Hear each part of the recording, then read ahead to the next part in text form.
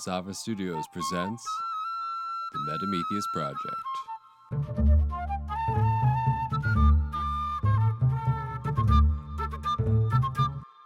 Alright, so got an episode where we brought the guys from Dying 5 on. We originally had the GM Jack on. It was a wonderful episode. This episode was one of the first times we brought multiple guests on, where Matt and I tried to both be on our own video. We had multiple people on the other end, and we recorded this one a while ago, and there was a bunch of technical issues. So I just wanted to say up front, one of the reasons for the delay is I kept trying to clean up the audio and clean up the video. I wanted it to be perfect, and I got stuck in a loop of it just never being quite where I wanted it. But we love having the guys on. It's, I think, a good episode. So I apologize in advance. Some of the sound might not be, ideally where we want it. Some of the videos and cuts might not be perfect. But we really appreciate the guys coming on, and we really want to get this episode out. So I'm just getting over my procrastination, and we're going to upload it. So I hope you enjoy, and thank you for bearing with it if, it isn't quite where I want to be. And I guess just as a comment, like the guys from Dying 5, the editing on their videos is fantastic. The sound quality, the cuts, everything. So I felt the pressure to really do it well, and I feel like I dropped the ball. But I hope you can understand that I just want to get this out. So yeah, thank you guys for coming on again. Thank you for listening. I hope you enjoy it. I just want this to work because I've got questions. I want to get to the questions. I want to learn some stuff.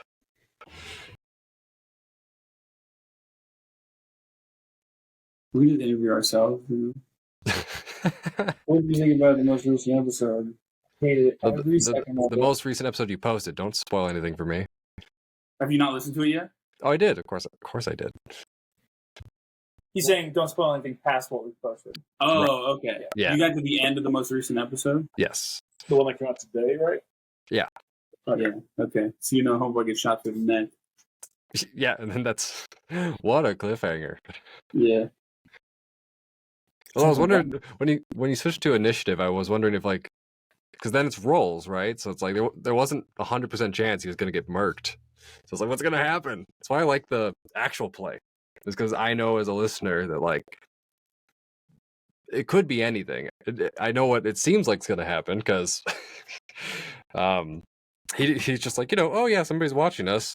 You're a really high profile person that came without protection. Nothing's wrong here. So Yeah. There he goes. Down goes Fraser. One shot. They're making a new character after that episode sucks. Bro. He's lying. It's a joke.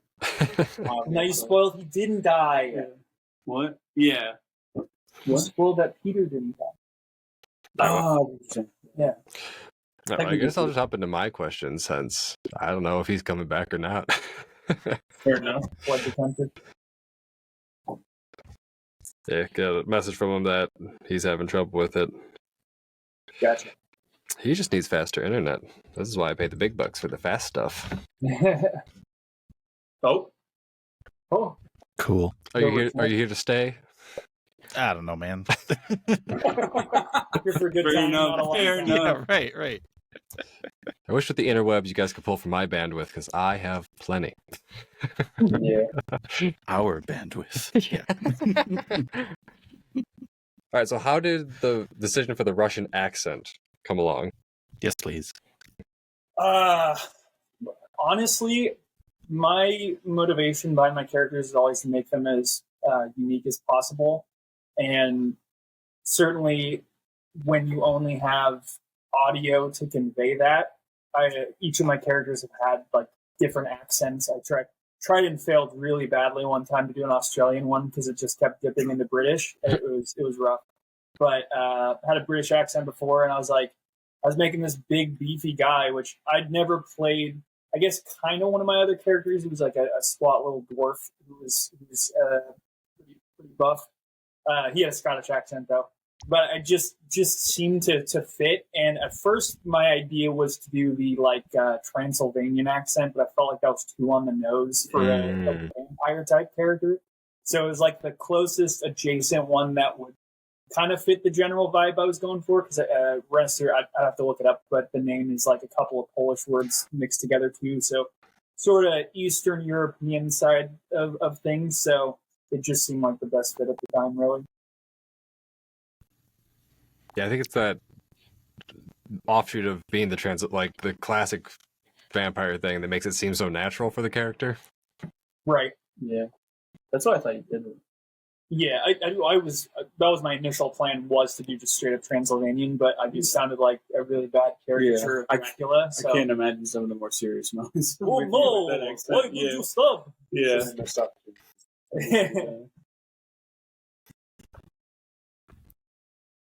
Oh, Matt, you got to refresh your browser. This is gonna be fun. So I guess in that kind of vein, after Jack and I talked the first time, I did a bunch of research on the Pathfinder kind of world, because I was imagining building a character, like how I'd want to do that. But it seems like, you did a lot of homebrew for this game that ties into everyone's like backstories and how they function. Oh yeah, especially lore wise, it's a completely different setup. Yeah. But I mean, a lot of people love the base Pathfinder lore. I have never used base lore in anything we've done though, except for like super short dips into systems. Like we did Warhammer a little bit, and we used base stuff for that because I just like ran modules, and both of them know a lot more about it than me. So I feel like it's kind of hard to go outside of the war. Yeah, system, because everything's kind of it's so tailored. Yeah, that's the thing. It was kind of a unique dynamic though to have the DM asking us questions about the world, as the like the other way around. That was they'd be like, "Oh, this is that thing," and I'm like, "Oh, that's what it says in the book." So sure, whatever. But yeah, I mean, that's sort of. I feel like I've always done that in campaigns, right? Like a lot of Aaron's characters in past home games he's just like made entire orders on his own of like anything, of like knights. He made a whole tribe that was like slaughtered, and then he was the sole member of that kind of stuff. Yeah, so. I put a lot of time making those orders. That character dies around level 4. Yeah. He did make a whole order, and then that character died very early on. But that's how it crumbles. So yeah, I mean, I always try to leave space in the world so that like if the guys want to make something that's like they can like have like something like the Order of Victor for Renester or stuff like that. So, all right, whenever you guys make characters, whether they're these or any you've made in the past, how much of yourself do you put into them? Like, are these characters you, or are you, messing with what ifs? Oh, that's a really good question. I mean, it's not obviously something. I can do that with all of them. Yeah, I know that's a lot of people will do that as their starting point on characters, is kind of just make like a exemplified or like exaggerated version of themselves. I guess for me, I've always appreciated storytelling where I don't necessarily relate to the character, but just find them very engaging. So especially with Renester, I think he is the farthest from my actual personality out of all of my characters. He's much more stoic, much more reserved. I'm just like way too loud, way too talkative. But that's kind of my goal with each of my characters, is to make them as distinct as possible. So if they have any traits that match mine, it's more so just in service of the character. I don't typically go out of my way to make a character have anything that's even remotely similar to me. And like I said, Renester is probably the farthest away from me my characters have gotten. Yeah. Can't vouch for that, 100%. I guess for me, every character I make is always something that I throw into them. For me, like for Phosphorus or Peter, it was always a little bit of that paranoia and my love for the 4th of July. That's kind of where that part of that came from. Yeah, there was never really a point where Peter was not a bomber alchemist. Yeah, he was always like, I want to be an alchemist bomber because I can blow shit up. Yeah. So it makes things satisfying. Yeah. Did you cut out? What happened? Yeah, I'm not sure. Oh, did I cut out again? Yeah. Yeah, the audio. Oh. Yeah, but I never know if it's like you're dropping or not. You know what I mean? Or if you're like thinking, or yeah. I'm always thinking. Yeah. But We had the actors some actors really like to play villains. That's about as far as absolutely. And it's the same way. I mean, I've created many characters. I do it for fun. I have so many just in retainer. I have to ask, do you guys have backup characters just in case? Yeah, 100%. Yeah. I have, for a big distinct difference here, I have probably like 3 at most, maybe 4. How many do you have? I don't know, man. Yeah. That's one of the things I like doing is come up with characters, so I have a huge backlog of things like that. Like, well, for instance, earlier on for season 2, I guess even before when you guys were on, if Foster's would have died early, the character I would have came in with would have been someone that I would have been in jail with. It was going to be a thief. I was going to take on Foster's debt to Minister. Yeah. I think part of it is, correct me if I'm wrong, Aaron, but me and Aaron especially make our characters in kind of the reverse order, where most of my ideas come from a concept, and then I put that onto a mechanical build. So if I just have an idea I really like for telling a story with a character, some of them don't even have there's some like 1 or 2 of my backup characters could basically be any class, but I just have an idea that goes into it. Aaron more so mechanics first, Yes. and then build the story around them. Yeah. Which are both valid. I find it fun to actually discover the story as you build the character, based on like what the choices that beats that you take. Yeah. Matt, do you listen to the podcast? Cut out a bit. Yep. Yeah. Just repeat everything you say, and I'll just cut out one of them. Genius. This is how we're going to be an editing Yeah. adventure. So do you listen to the podcast? Sorry. Okay. Awesome. It's great. Never mind what I was going to say then, because it's definitely a massive spoiler. Steer away from that. I mean, to be fair, he listened to our interview together, so Oh, Okay. Yeah. that's right. Yeah, that's fair enough. That's fair. Valid point. Well, so what I was going to say is, to Aaron's point about like letting the story come to him, like Umber is very much like that for you currently. Like he's kind of changing your view on magic, on where we're at in the story, which is something you obviously never planned for. I mean, you and Peter would probably happily go to their grave hating men. So I was going to take that to the end of it. Yeah. So, and then something comes along that changes it. So, Aaron, could you be a little closer, speak a little louder? Sorry. That's all right. classic. We have this problem in our own podcast. Yeah. This is the Yeah. most quiet spoken. Yeah. I'd say move the computer closer for the audio's sake, but We can scooch in and get cozy. Yeah. Well, as long as we get most of you guys' faces, right? And I'm probably having half my face. Yeah, I'll just and framing look good. Yeah. you just got to Is do that better? like manual tilting, just tilt it as people are talking. Yeah, I'll just have it on a swivel. Me and Aaron can tilt our heads towards Jack. Yeah, just rest your heads on my shoulder. Simple. It's even better because I just remember they can't see us, so none of the visual comedy Yeah. is Yeah, hitting that's for true. them. But it's like That's recorded, true. right? So, Yep, it's all going to be Easter eggs for me. yeah. It'll help with the long editing process. You can be like, oh, that's what that moment looked like. But that was one of and he actually dropped that. Yeah. All right, well, I've got plenty to go on. So, Yeah. that's so now that you two are here, like one of the things for me as a listener that I've listened after listening to your guys, I went and listened to a couple other ones, but the way that you guys are in character feels a little bit different because it feels like there's more, I don't know, acting where you're like actually putting yourself in them for like some of the decision making. In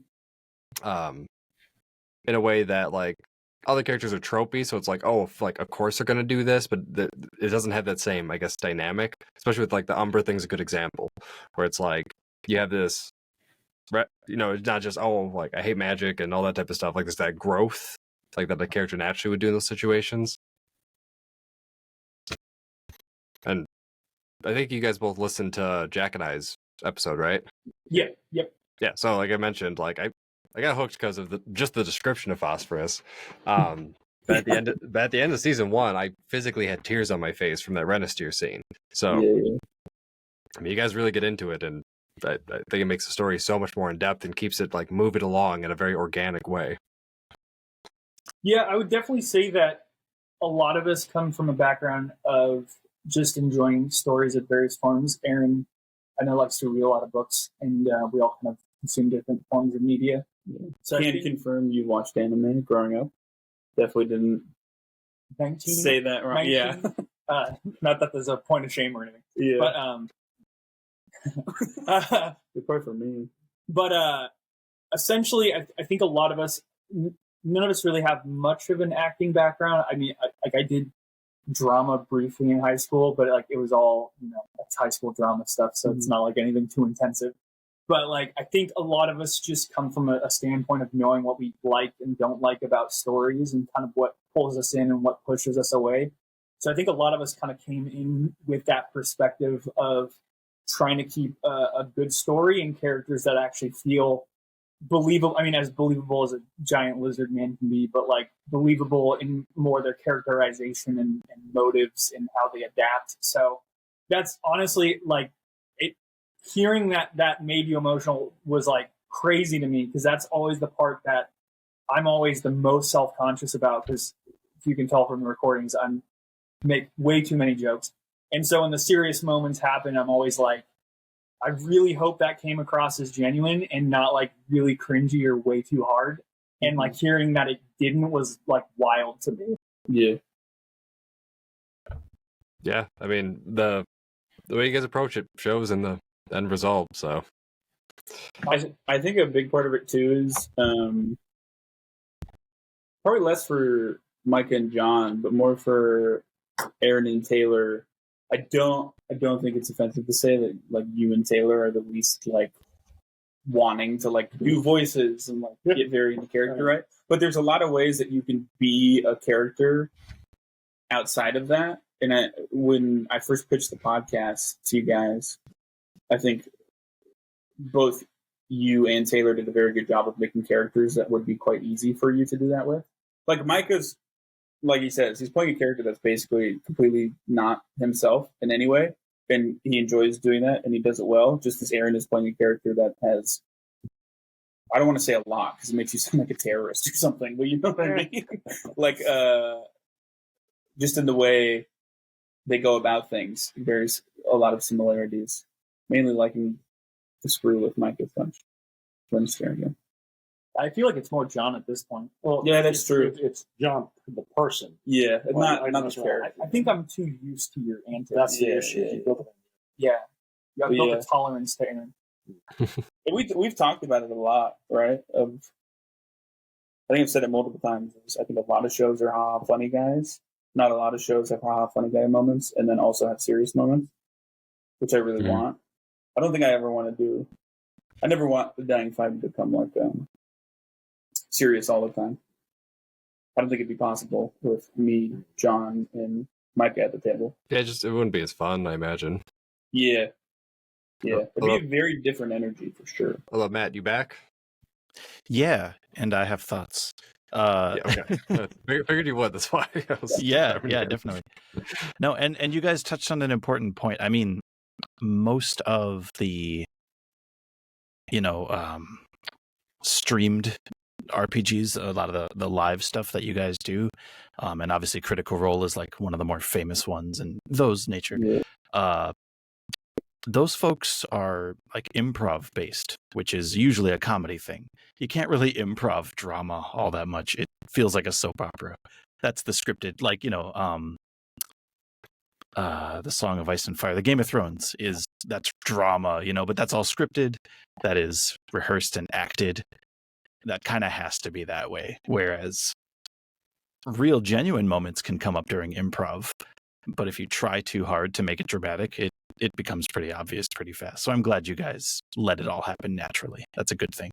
Yeah. Sure. Yeah. Yeah, for sure. But I mean, yeah, is there either as DM or as GM or characters, do you guys tend to bend situations in a way that you feel like, oh, this is going to be dramatic, so you try to lean into it? Or how do you guys go about that in the moment? For me, I don't even think about it. I just literally go through with what boss recipe or would actually do. Like even if like something's leaning towards something, I don't want to force a choice that he wouldn't do. Yeah, like Peter's never going to be the guy who's like, "Oh, what was me? This is so sad." And blah, blah. I mean, he would show sadness, but in a very different way. Yeah, for sure.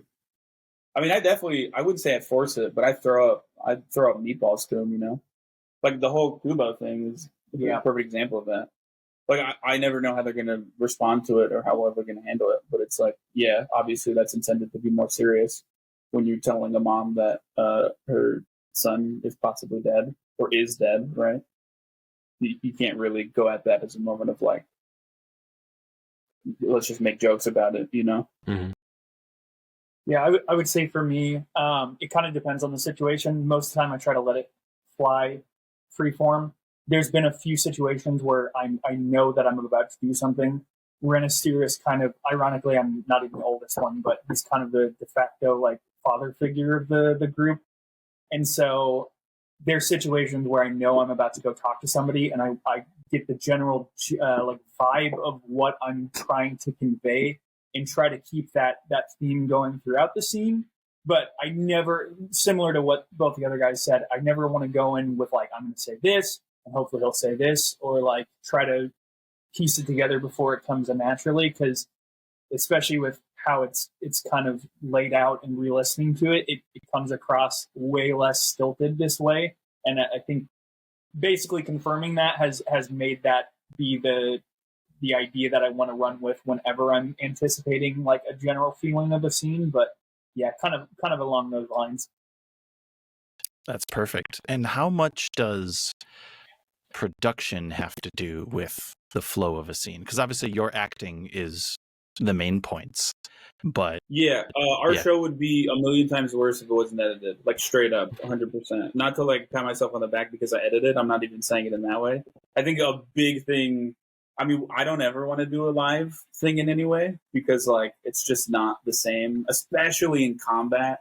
The flow is so much worse. It's already a bit slower than just roleplay, a little more slower than I'd like, but like there's probably every combat a good 20 to 25 minutes of things I cut out of just like dead air, of like someone rolling something for 10 seconds that you just don't have to leave in and all kinds of stuff like that.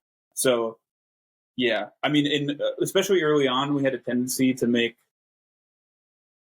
I mean, all of us except Aaron, I would say, had a tendency to like goof off more than we would have liked. And I've cut some of that out for sure. To call myself out a bit, there literally during the Kubo scene, I made a joke midway through it, and pretty much afterwards, all of us agreed. We all talked about it. I was like, yeah, you should cut that joke out. It like completely deflates the. I think that's part of it too. Is like a lot of it is Jack editing it out, but something I like that we have done as well is, especially after the first season, we've kind of collectively sat down and sort of gone over like how we can improve or like sort of stuff that we were weaker on, especially in the like keeping it more on plot. Like you can, at least me listening, maybe it's because it's more obvious to me since I was part of it, but like listening to season 1 and listening to season 2 is a little night and day. I mean, we still go a little bit derail in season 2, but it seemed to be a lot more prevalent in 1 than 2. Yeah, I think like you said, I did cut. It wasn't an egregious joke by any means, but it's just like he says, it's when you're in a serious moment like that, the joke did deflate the scene. But I think it's the turning point for us as a show more than anything, because like all of us recognize like, oh, serious moments that are good and we can like kind of let them breathe and it doesn't need to be jokes all the time. And yeah, like Micah says, I think everyone's done a way better job at like just letting those moments be serious. And another thing is some things, it's obviously not all actual plays, but some of the things that really turn me off the actual plays is people like really trying to force humor down the listener's throat, is how I would say it, of like everything needs to be funny. Like there can't just be like a normal shopkeep interaction, or like there can't just be like just like normal everyday interactions and stuff like that. And I find that the funniest moments are when like it's just like genuine stuff, like the whole conversation with Umbra about like love and what it means to like justice and stuff. That's like there's so many hilarious moments in that don't need to be forced because it's genuine. It's just like, yeah, how does this undead lizard dude and this cursed half elf explain what love is, you know, to a like day old entity, right? Not to say that like the outside jokes don't have a place. I mean, I referenced Naruto, I think at least like 4 or 5 times in the show, but like, I'm here for it. I like it. Yeah, that's at least my thoughts on it. No, that's perfect. You guys touched on a very good point of you guys do this as a show. Yes, you're using the game and you're playing the game and you enjoy the game, but you're not doing it. You know, you're not doing it just for you, you know, in a way. And that's super important. I am a musician outside of this, and so much of it is smoke and mirrors, right? You have to make it for the audience because that's who needs to feel the feelings. Yeah, 100%. Yeah, there are so many things I would do differently. Well, that's growth. You have a growth mindset. You all do. That's super important in something like this. Yeah, mainly I do a lot less prep, honestly. Signal. You say a lot less prep? Yeah, if it wasn't recorded, 100%. Oh, okay. Yeah, well, just because like I want it to be as good as I can make it. So there's been I have a folder of content. I think I've mentioned this to you guys, but yeah, I have like whole pages upon pages of stuff that has never come up, but like I wanted it to be prepped in case it does come up. Is that just future content? Yeah, I guess, but a lot of it's like super specific, right? So like if I can reuse it, great, but like in season 1 when they go to the elves, the initial idea was that Renister and Peter were going to go off and do their own thing, and Aemon was going to do his trial by himself.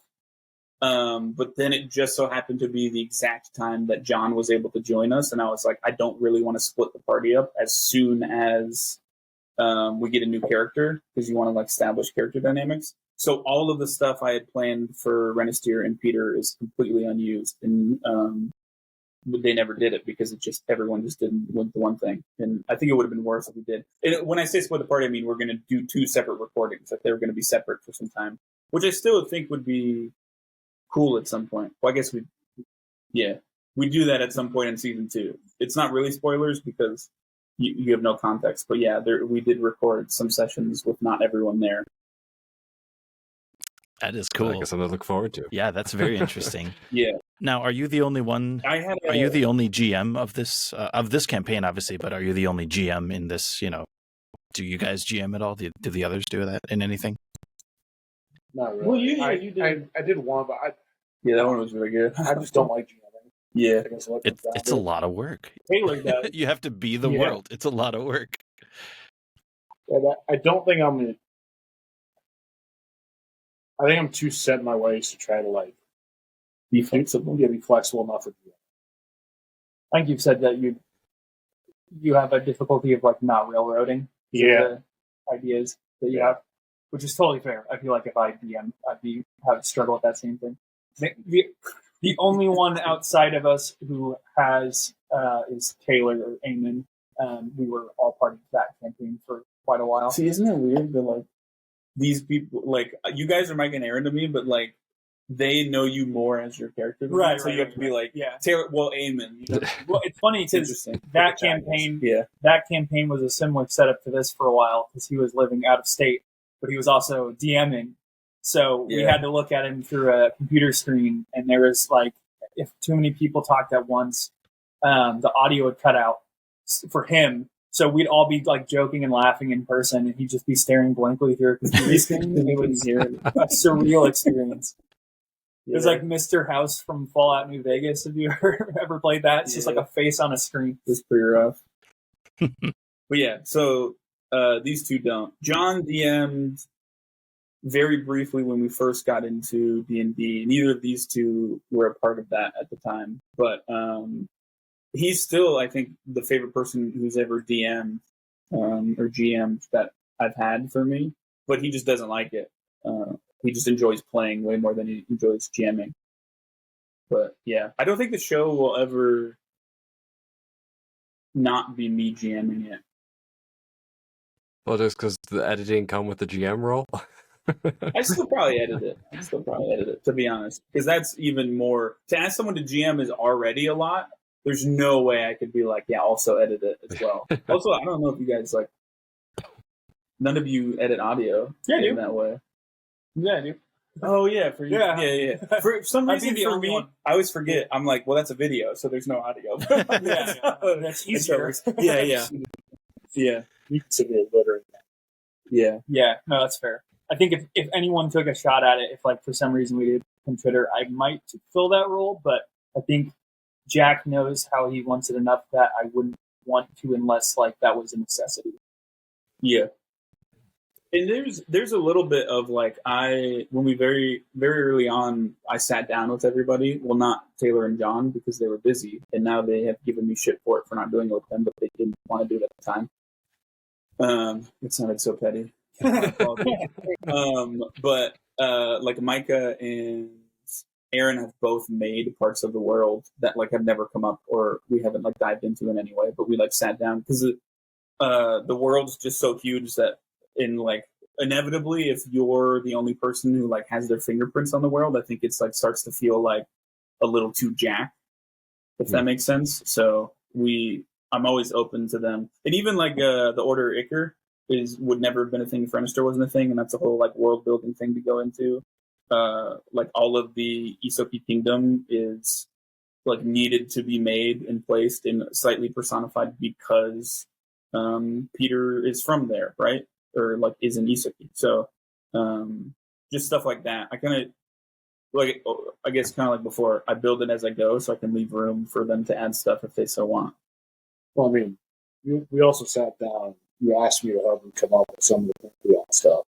Oh yeah, that is true. Very early on, we did a bunch of the Pantheon stuff. The together. issue with that is though, so you won't tell me. Yeah. We spitballed a bunch of ideas. We didn't do anything specific, but I have yet to elaborate on what of his ideas have been kept and what have not. It's been bothering me a lot. Yeah. And it will for the rest of your life. No, not really. Yeah, if you ever want a piece of Aaron of like just him as a person, which kind of leaks into Peter and Phosphorus at the same time, is he hates not knowing stuff. He hates it. Absolutely hates it. And so anytime we can keep information away from him, it's a win. It's a win in our book. Which is weird because I like mysteries, but I hate not knowing. It's a horrible combination. That's excellent, man. No, it's good. It's your character's motivation, right? What's my motivation? Love it. Yeah, that is a good point. I guess Peter's whole thing, like grand scheme, is like I need to like fix these very big-minded problems. Although, and to be fair, that archetype is essentially the Sherlock archetype. So you could repackage that character motivation in a bunch of different ways, and it'll hold in almost any story. Yeah, you are nothing like Sherlock. Horrible Holmes, really, or Watson, really. Not even that. Yeah, he's like the dude they catch in the first episode. Just a throwaway villain. Yeah, I don't know.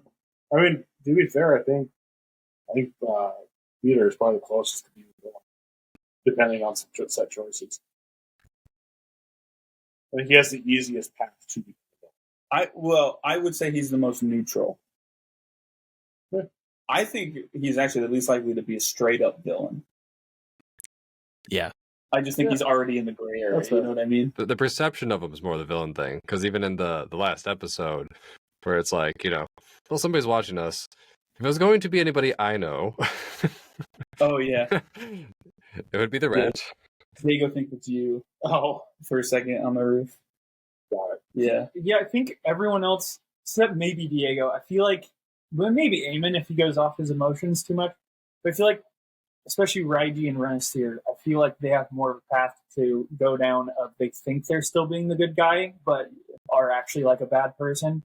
While as I feel like Peter's way too self-aware that like would not like willingly become a bad person. Yeah, he would be viewed as a bad person by many people, but he would equally be viewed as a good person by just as many. So he's the Unimog. I mean, if the shoe fits, I guess. I don't know.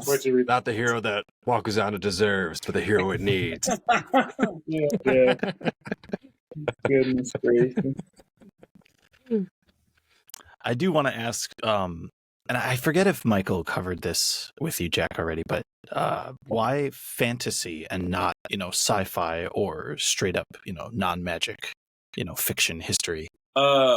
Super easy answer. There wasn't a Starfinder second edition. Well, it was going to be Star Wars to begin with. Yeah, so podcast went through a lot of iterations. Initially, it was going to be 5e. Then it was going to be a very specific module called... What was it? Are you talking about the D&D one? The Grim Hollow? Grim Hollow. There's a supplement called Grim Hollow that makes it a lot grittier, adds a bunch of stuff, blah, blah, blah. We were going to do that. And then I was like, if we're going to completely change 5e, let's just do a different system. And then we were going to use the Star Wars game from Fantasy Flight's games. And then eventually I found Pathfinder, and then Pathfinder 2nd Edition, and the rule set was so incredible. I was like, okay, we're just going to do this one. And I think there's a pretty good shot that if they had a Starfinder 2nd Edition, which they don't, that we would have ended up doing that, because the one thing that I'm least comfortable with about the podcast is that it is kind of like a box standard fantasy world.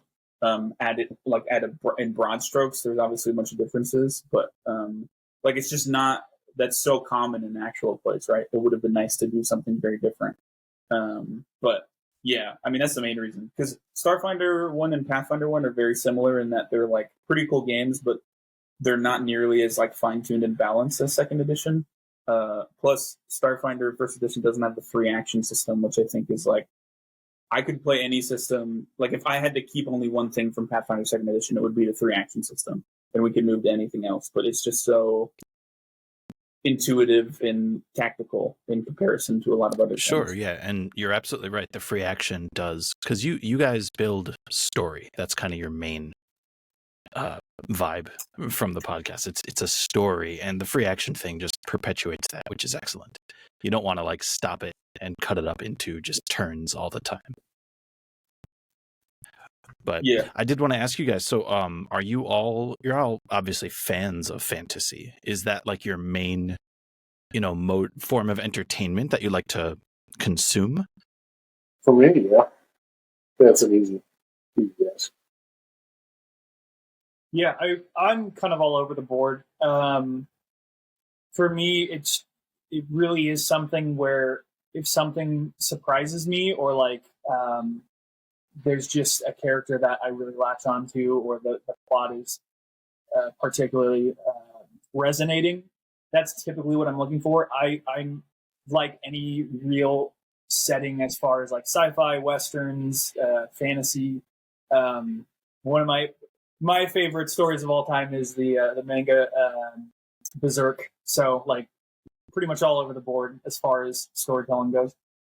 Most definitely. Yeah, Berserk is a masterpiece, that's for sure. It's a lot to it. Yeah, it's intense.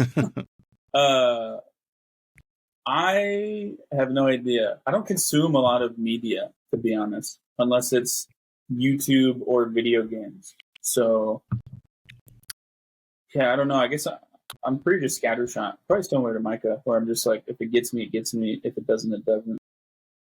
And I my initial reaction was yes, but then I just feel like that there's just so much fantasy that it's inevitable that I like more of it than anything else, because I'm just shown it more than anything else. Yeah, I would agree with that. I mean, I personally love fantasy more than most other things. I grew up playing games like Fable and The Witcher and The Elder Scrolls, those kinds of fantasies where you can do a lot and be a lot.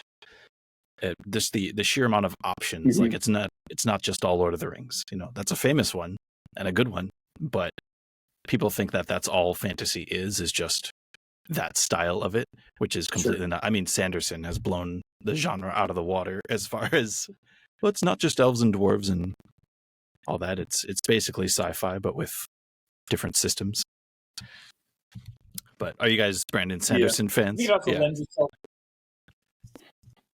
Oh, I was just going to say, I think it lends itself to that, like most video games that are that in depth tend to steer towards more fantasy. Like, there's been some attempts at it, like Mass Effect. Even that, you're still kind of railroaded into one of three characters. But I feel like fantasy is the one that really tries to push the opportunity to like really flesh out a character within the confines of what they've made, more so than any other genre. So I can definitely see why that's the most resonating for that reason, and kind of has the most one-to-one crossover to something like a tabletop RPG, since most of the video games kind of came from those anyways. Yeah, that's a good point. Because besides Fallout, I can't even think of very many like full-rounded RPGs that have a sci-fi setting. I know, like, for the reverse, the video game Doom was based off of a tabletop campaign where demons invaded their world, and that's where they took that concept and turned it into video game Doom. Well, and even Warhammer 40K was originally just Warhammer in space. Right. Yeah. Space orcs. I love it. I love it so much. Sporks. I call them sporks. I think it's great. It's fantastic. Excellent. So, like,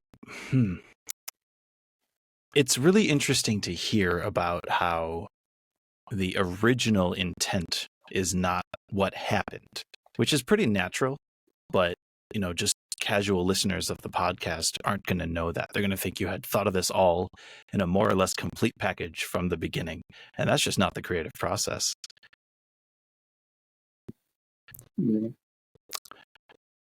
Yeah, definitely. We even had a conversation. This is something that we can't talk about because it's future episodes, but we just talked about earlier how there was like a completely different path we we're going to potentially go down, and then that just never went that route. But even as a player, like I didn't even, it felt like that was just the natural progression of things. And then I remembered that like this whole other path that we didn't end up going down was the original like plot point, the major sticking plot point, but it just veered off in a completely different direction. So yeah, even from a player point, I forget that like it's not as puppeteered as it comes off, but I think that's just a credit to Jack's DMing. Yeah. Keep it going. Yeah, and Jack's also a handsome man. Yeah. Well spoken. Yeah. I Yeah, I'm not even type. Yeah. think at the point where I'm at, I know which thing it veered from and which it's veering towards. So I'm curious to see if my own predictions are right for that then. Yeah, there's probably a lot of things that fall in that category too. I mean, there's one big one that where I'm at, like totally caught up, like hasn't been much of a thing. And there's two like whole other big ones happening at the same time. Oh yeah. I think I know something. Although with kind of, I was going to fit this in earlier because it tangented off a couple of things better. So it'll feel out of place now, but it is a question I wanted to ask. So with everything, like tabletop RPGs used to have quite a bit of a stigma. But I was curious, like, if you had to pitch to somebody like why this is something you do to spend your time with, because it's time consuming. Like that's the big reason people don't get into it. Yeah. What is it that like got each of you into it as a hobby and made you stick with it? I guess for me, one of the biggest things, one of my favorite things to do is read books. I love reading. And so the whole idea for this, for me at least, is that it's pretty much the book you get control of. That if you disagree with how characters do it in a book, you can change it. You can really make that decision that you want to. That you can't always do with reading a book. Yeah. Yeah, same, honestly. Yeah, I mean, yeah. I think you can say it in any way, but it's like that. I mean, it's kind of what I put at the end of the episode, is that like the best stories come from like groups of people or something. I don't even, I recorded it once and I put it at the end of every episode, so I actually don't remember it very much word for word. I always exit out at that point too, so I don't. Yeah, that's fair. But yeah, it's just like I can't. I could write a book and like that'd be cool or whatever, but it's also like such a lonely concept of like imagining what I'm doing on a GM scale, but also like having to be the main character as well, technically, or like write them right is like it is kind of nice to just have to be the backdrop. Like I don't have to like as long as the four dudes are doing okay and like getting the story going along. All I really have to throw at them are like turns in the road or like speed bumps or whatever, and they take care of the rest. And like you could also like phrase it the other way. All they have to worry about is their character, and I take care of the rest, right? So it's yeah. It also fulfills the fantasy that every AAA game these days that's like tries to imply that like you can make any choice and it will matter is like well when I'm like we can actually do that though in this. We're not beholden to code or whatever. Not to like shit on games. Well, they are limited, yeah, because they're great. And you're absolutely right. They are limited, where you get to do collaborative storytelling, and who the hell knows where that's going to go? And that's the exciting part. Mm-hmm. Although, again, a credit to what you guys do. You work as a team to tell the story. So one character's like, "Oh, this would be a fun or funny thing or whatever." It doesn't like derail situations too extremely because like that's become kind of a trope within the D&D community. I think it was when Jack and I were just testing the equipment, we were talking about it, where it's like something people always wanted to do sexual things with dragons. Like it doesn't fit. Like, but it's like, well, I can technically, seduce the dragon. So, the meme of a bard wants to sleep with everything that everyone else wants to fight. For sure. Absolutely. So I would definitely say similar to Jack, sort of on the same lines where, this is a little bit less limited than a video game because you can only do so much. Same with like a movie. It's just a straightforward story. Video games just hide that a little bit better, but you're still walking down the path that the developers intended you to one way or another, unless you completely glitch it out, in which case, good for you. That's been the most alluring thing about it is when games, exactly like you said, they bill that like your choices will shape the world. It doesn't, and then it like changes like some flavor text, or you get two options at the end of the game and you're steered towards one because you made choices. It just feels a lot more freeform, and it's very unique in that regard. I'd say the second reason I'm really attracted to this type of game, it's kind of the double-edged sword of it though, is it's, especially as an adult, it is a time of week that everyone plans to like hang out with each other, which that the double-edged sword of it, of course, is if people start dropping out, you kind of get stuck in that situation where you're like, well, I was looking forward to playing this, but can't really now. But it's nice to just have like this is our time of week that, especially like Taylor, I've known Taylor a very long time. Ever since I've known him, he's been one of like the busiest people I've ever known in my entire life. Hence why he's not here. Yes, exactly. He's busy. And having something that like strictly nails down a time of week that I get to see him. I've seen him probably more doing this podcast than like any other time in my life. Well, they should live together. No. Even then. Oh, even then. I thought you said you did live together, and I was like, I was there. No. Yeah, but even then. Even then, he was a busy guy. So yeah.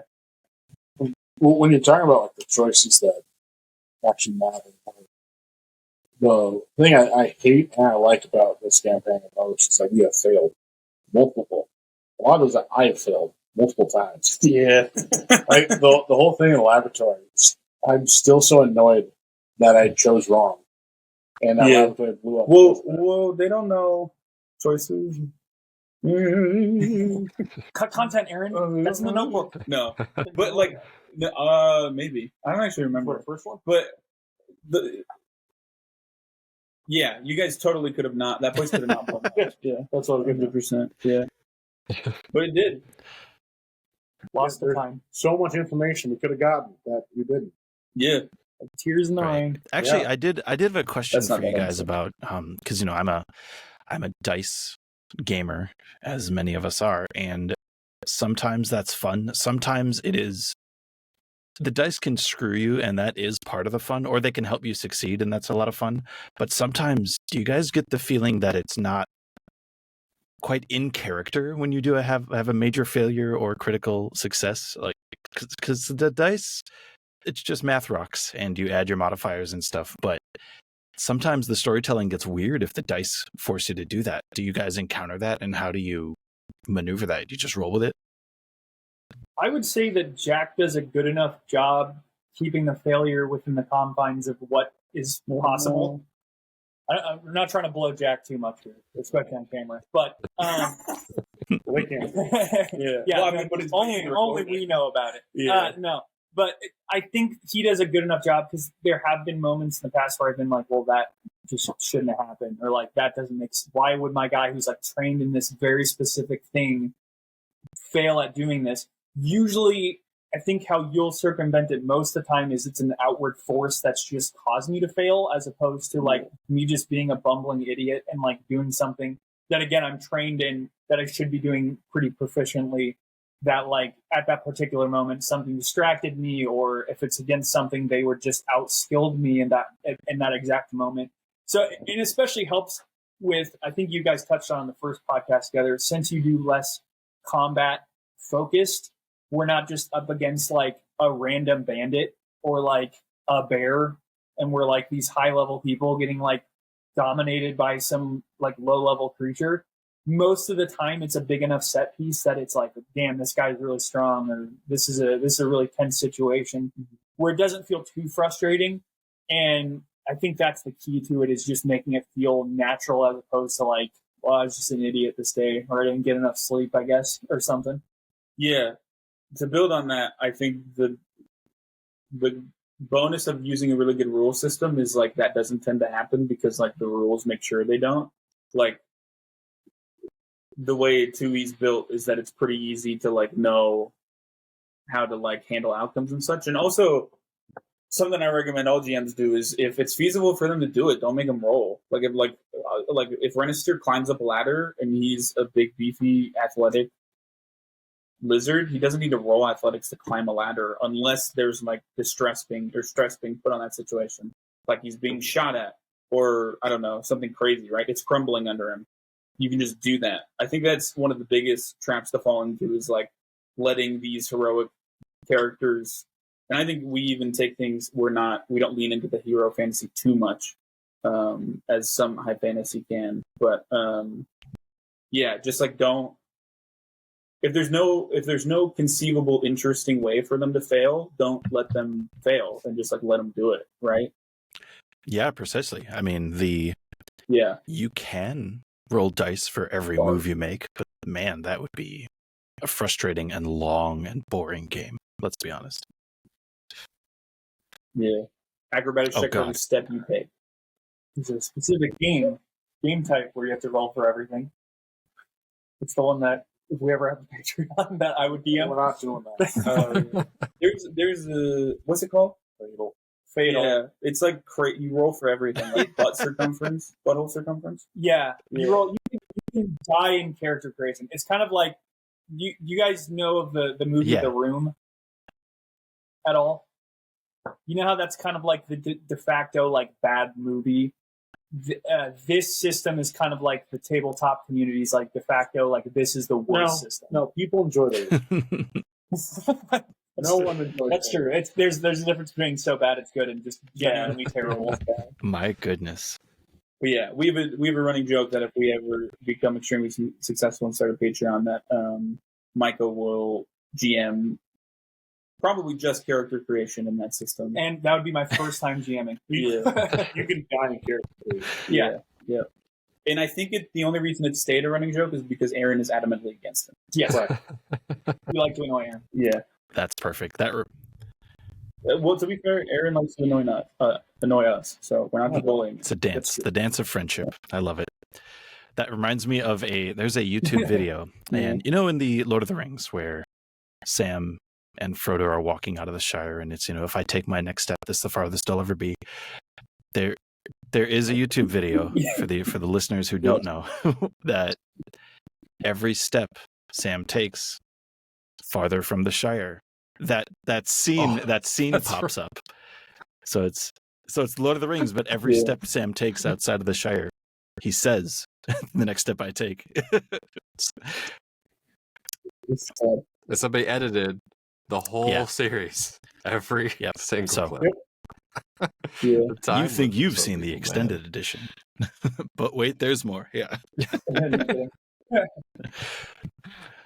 But I can tell you guys have a good camaraderie. You know, it seems like you're not shy about any of your own like shortcomings, and you kind of just band together and embrace that rather than begrudge people. Because, you know, if you're in something for long enough, you know, you become closer than you might want to be sometimes, and just have to deal with each other sometimes. You know, luckily friends can surpass those things, but it can be frustrating sometimes. Do you guys ever, I'm not going to like try to pull back the curtain on that, but like, do you know what I'm talking about?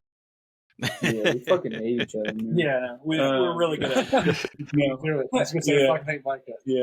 Yeah. I mean, I think the big thing is, one, we were all good friends before we did this, and two, I was gonna say I hand selected them, but that sounds like I'm like Simon Cowell forming One Direction. Like I picked the four of them because I think they were all the best fit for like doing the show. You know what I mean? The only reason John wasn't a part of it from the beginning was because he like feasibly couldn't do it. He lived 2 hours away, and I really wanted it to be us in person. That's probably another thing that really adds into it, is that we're all in person. We're not like on screens with each other, so there's very tangible like chemistry in the air between us because we're all in the same room looking each other in the face. That sounded so weirdly like erotic in a way. Yeah, I didn't mean it like that. Foreheads But, yeah, pressed so much together. chemistry. But yeah, just like that. I think that helped because like the idea of me of like putting out a casting call for an actual play is so anxiety inducing. I could never do that. Like I don't like, you're a rando. I'm not going to trust you to like put on a good show. That's crazy. So yeah, I think that's. Well, I mean, I rag on Micah, John, and me the most because we have the hardest time sometimes in the serious moments of like staying serious. But like we have a strong enough relationship that we can like talk about that, right? And there's been times when we're recording, I'm like, okay, we're getting a little off the rails in terms of like goofiness, not in terms of like here's like this railroading is a thing, a tabletop mechanic for like going on a story path, not in that way of like trying to rein it in. And I don't think there's ever been a point where someone's like, oh, how could you, like that offends me or something. Well, and the chemistry starts right from the beginning. So, I mean, because you get dropped in basically with Eamon. Because you two, like, so you as the listener, you get dropped in, you're basically on the bed with them, and then you two come in already as like a dynamic duo. So the chemistry's there, like the character relations are there, like so there's already like this thing in motion, and you hop on it going, and that's a result of your guys' chemistry. So that like right from the get-go helps carry it forward. Yeah, that's for sure. Maybe intentional isn't the word, but it was definitely a happy accident of pairing the two roommates in game to already have an established dynamic, because we did a session 0, and we're planning on doing a session 0 in between every season to like reestablish character dynamics in new ways, and we did that at the very beginning. Eamon had a session 0 by himself, and Peter and Renister had a session 0 together. Phosphorus at that point, yes. My apologies. So they, you train of thought, Skydo, that. But yeah, so like they got a whole session, or it was probably more half the session. It was like 2 hours to like be in character with each other to establish that, which was the whole point of the session 0 was to get you guys used to the mechanics a little bit at least, but to also establish that. So hopefully it does come across right away. Matt, you just recently listened to it. And it does come across. Yeah, it's a testament to you guys as friends and actors, to be honest. I mean, you might not think of yourselves that way, but you are. And it's wonderful. I mean, the phosphorus of like, how did you two? Oh, he kidnapped me. Just very casual. Just he kidnapped. And you don't know if he's telling the truth or not from the get-go. And that's the best. That's some good storytelling. That's good acting. Yeah. Love it. Yeah, that's right. In the very beginning, you try to get him to like stand up with you because Renister like took you captive. Well, I mean, it only makes sense because you start the series with the protagonist. Yeah, and the two side characters come. Yeah, in my opinion, it's more fun to play side characters than protagonists. Yeah, I'm just gonna have more fun. I'm the one who will tragically die to further the main character's motivations. Yeah, Register does have that I vibe. do have I have the what's his name? Naruto's mentor. Jiraiya? Yeah, I have Jiraiya vibes. I'm gonna die tragically at some point. Yeah. That's not spoilers, by the way. It is for Naruto, I guess. Whoa, yeah, okay, for sure. That's true. I think it does help too, like as all have pointed out of how we're friends. I think it also does help a lot too that nobody has like a very strong ego.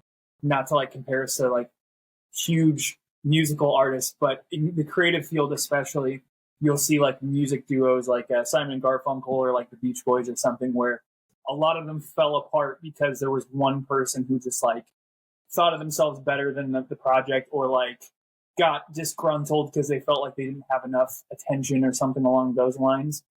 And having a group of people where I think we have enough self-awareness where, like, I know for a fact there's been moments of me and John or Taylor where if we felt one of us didn't do that well, like we'll be the first to say it about ourselves of like, man, I'm sorry that this happened or something along those lines. And when we have those conversations where we're critiquing each other, it's not this like verbal fist fight of like, what do you mean I'm doing that? Like sort of thing.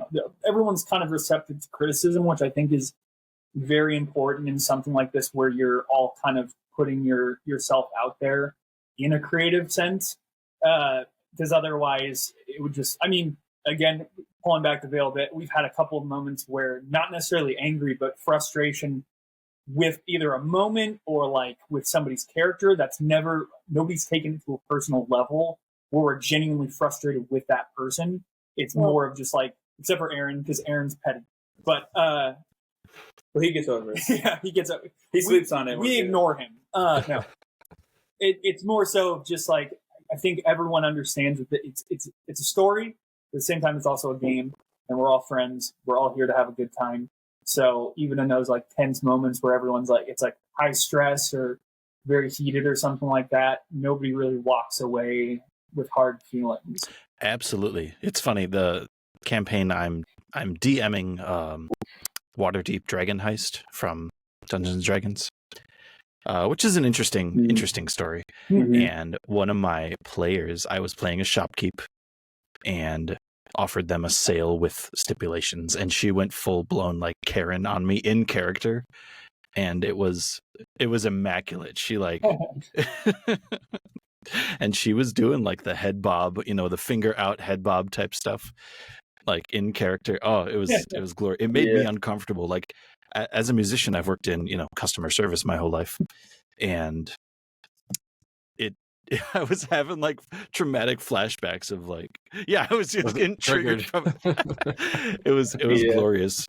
But after that we just shoot the shit and we're still friends, and it's just fun storytelling after a while. And you have to understand that that's what it is, the suspension of yourselves, and you're committing to the bit. That's really what it is. Man, I played that campaign a lot differently.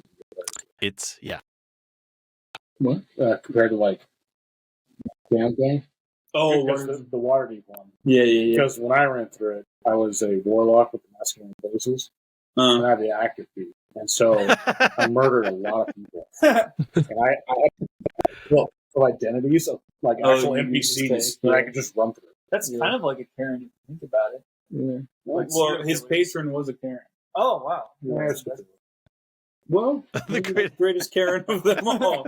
The alpha Karen. Yeah, I can see now Cthulhu and Michael Bob. That's exactly what I was thinking of. Yeah, the great old Karen. Yeah. I need to add a new god to my character for sure. The Bob one. Jesus. I contributed to lore. How fun. Love it.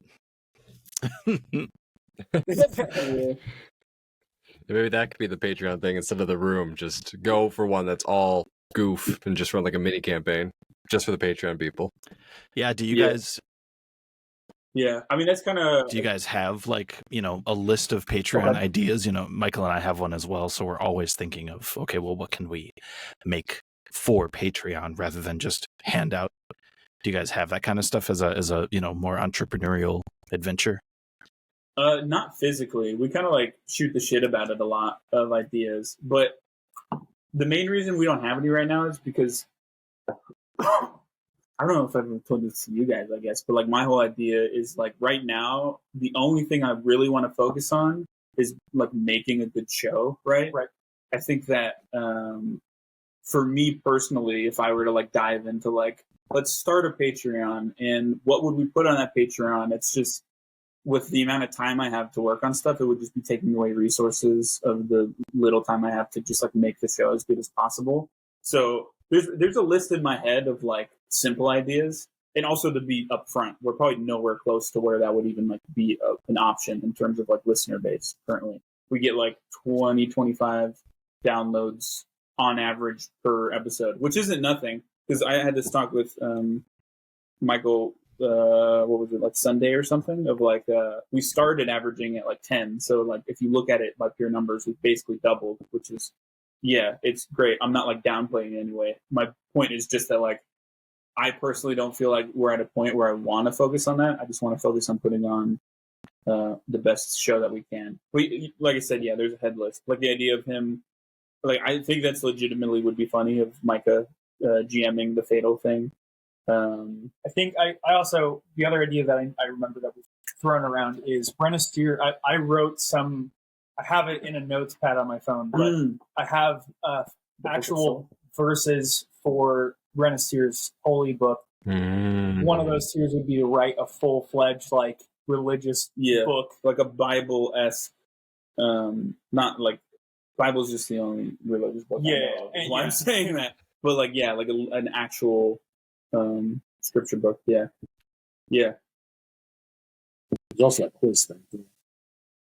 Oh yeah, I made a Google quiz when we first started for all of them to answer as characters to kind of like help them personify themselves.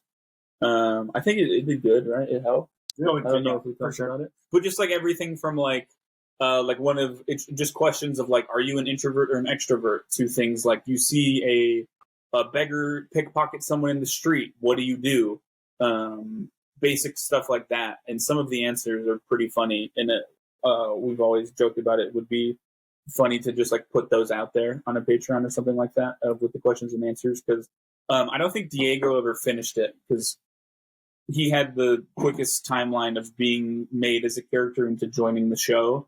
But like pretty much 99% of the questions are answered with "I fight them from Raiji," even ones that don't make sense. So just stuff like that. No, it makes sense. Yeah. Every wizard has fireball, and that's all they need. I get it. That's interesting. Yeah. I had never thought to, I'm really big on the session 0 as a GM, and that's how I just kind of flesh everything out. And then as we play, I just try to make sure I'm asking them, how would your character respond to all this? I never thought to try and get them in that headspace beforehand, which is a really interesting thing.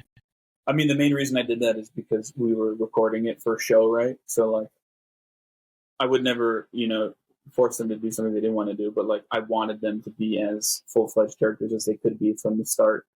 Because in our home games, we've had characters that are like 2-sentence ideas pretty much, and then they become full-fledged characters through playing the campaign. Yeah, I'd even say that checklist helped me form what I wanted Renasteer to be anyway. Because like even what you said with the beggar scenario, kind of the stereotypical thing to do with either champion or paladins to be like the super like strictly to the law type of character trait. And I didn't really want Renasteer to be that. Like, I think I even say it in character, but Renasteer doesn't really care about the small stuff. That's kind of why, especially in the second season, Peter's leash becomes substantially longer. Because in the grand scheme of things, the Order of Icar is about taking down mass scale corruption of like positions of power. And so seeing a beggar on the street like steal a loaf of bread is so like small potatoes, and like at least in Renasteer's mind there could be a justification for that. And so I just didn't want to fall in that trap of just being like, you need to follow the law or I'm going to beat you with my flail, like sort of thing. Yeah. But see, that's an example of like the odd organic chemistry, is because like he starts out a little bit more that way as a character, but he's paired immediately with Phosphorus. So you watch them both grow, where like Phosphorus' good side comes out, and Renestier's like acceptance, like, okay, well, there is some gray. Like those come out just naturally with the way the two characters go through all the situations together. Yeah. Plus, there's a lot of moments for Renestier where he's like, just don't tell me. I don't want to know.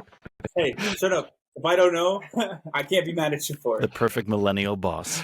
I'm here for it. I mean, yeah. Kind of going back, like getting like mindset of characters, like the clues and everything. Recently, we actually just I think all of us have answered a question, which I find very interesting, to base your character around, which is, would you kill one person, save 1,000? Oh, and all four of us, I think, sit in a different corner of that question. Because Phosphorus absolutely would kill one to save 1,000, even if it's one. That is just one of the writing that down. Yeah, Renestier takes out his notebook. Charging him for that one. Yeah. That was never even brought up. I think that was just brought up in our downtime. It kind of, I think John brought it up. But yeah, because Diego absolutely would not. He said he would not sacrifice one for 1,000. He would try his damnedest to save both. Renestier, context, I think. I think it always depends on the situation. Yeah, like you wouldn't do it if it was a member of the group. No, I think it was if I can feasibly try to save them first, I would. If to try to circumvent the situation. But essentially, if it is a situation where that there's no getting around it, one person or 1,000 people have to die, he would save the many. Mm-hmm. And I think Aemon's was context specific too, of he'd probably do it if it was someone he did not have an attachment to. But if it was one of the party, he would not do it, or something like that. But don't quote me on that, and don't quote me on Diego's, because neither of them are here to correct me if I'm wrong on that. Okay, I want to point something out. So one of the reasons the show is so good is because you guys will add in flavor text, or flavor bits, everywhere that there could possibly be. Because you just did the Renestier writes that down, but that happens in the episodes all the time, where it's it's not you interacting with somebody, doesn't need to be there, but you're okay, but Renestier would be doing this, or Aemon would be doing this, or Phosphorus would be doing this. While a scene's there, each one of you paints the picture for exactly what the character's doing in a scene that they don't have to be doing anything. There's a main part of the scene that's moving, but then you always give some flavor text to what they're doing. So the characters are really full, even in their filler moments. Yeah, and you just did a bit of that. To stroke off Aaron, who hasn't gotten much love yet, I think he's the best at it. The perfect example of this is very early on with the bucket lady, Tajima, of basically Peter's there the whole time and he says almost nothing. And then at the very end of it, after she confronts him and they go to this alley, he says, "I put away my bombs," implying that the entire time he was at the ready with explosives in case this lady did anything to Aemon. It's the perfect example of adding so much to a scene without taking any of the attention away from the main focus of the scene. And yeah, that comes up a lot. And I think it comes up most for Aaron and Peter, just because Peter is the most passive in conversation out of everyone. I've never felt so vindicated by that. Successfully calling out. Oh yeah. Someone was off. And Aemon didn't believe you because he's you're a little freaky rat. I don't trust you. I think that's what helps too, is the fact that I don't know that this show would be as good as it is if we had 3 of me or 3 of John, or it was 2 of each, because me and John definitely tend to talk the most just by nature of our personalities. Aaron is able to fill a role that I think is the most understated but the most valuable, which is that, like you said, with that moment where he stayed quiet the entire time. I could never do that. I can't stay quiet. I'm way too talkative. But him being able to add so much with so little, or even just his quiet remarks in between what's happening, adds so much to a scenario that I could never even think to do, because I'm a jabberjaw. So I'm glad I came on to this. Yeah, don't let it go to your head, buddy. There's a limit of how I can compliment you. Yeah. This is turning into positive affirmation. So I'll go around in a circle and say what we like about each other. Well, actually, we did do that at the end of season 1. We did all like very like summer camp-esque. We all sat down and discussed the season. And one of the things I wanted everyone to do is, I forget what it was, but like the person you had to like give them a compliment about how they perform on the show. And Yeah, it was everybody. something to work on too. Yeah, I don't and know also why just trash them. I don't know why you guys kept talking about my personality as a or my appearance as a negative. Like it's an audio show. That was kind of mean. Oh no! Where we are Oh now. no! Now they know why. Yeah. This whole scene could have been animated. I love it. Yeah. Just add a Russian accent. Oh, you were. I forgot. I don't think I probably told you, Matt, but like one of my goals.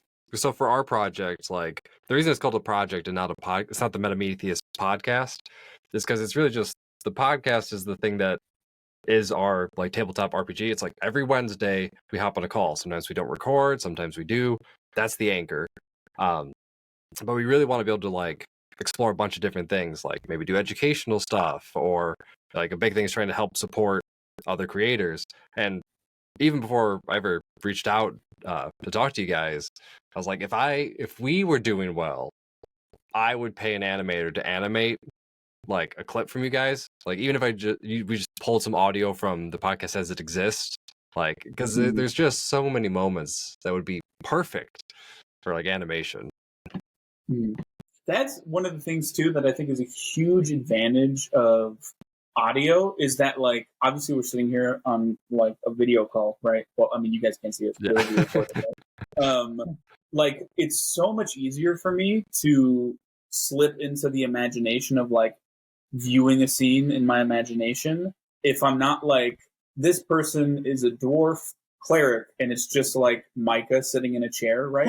And I'm like, well, I just see Micah every time now. Even if he's got like a character portrait, I'm like, this is the person doing it. I think that's one of the greatest benefits of audios, is you're not beholden to like looking at us, which sounds like horrible, but I just mean it in like, obviously Aaron is not a rat and Micah is not a lizard. So like, especially on those cases, I mean, you know, Taylor doesn't have purple skin.